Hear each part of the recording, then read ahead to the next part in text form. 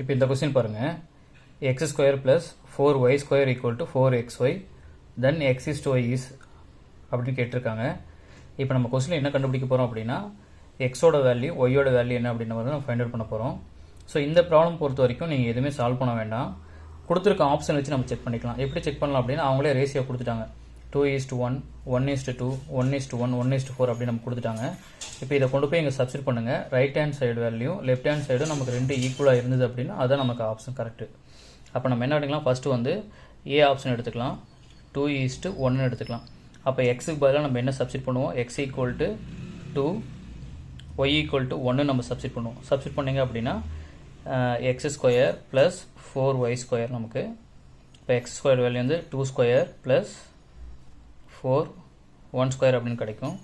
அப்போ அதோட வேல்யூ பார்த்தீங்க அப்படின்னா 4 + 4 ஈக்குவல் டு 8.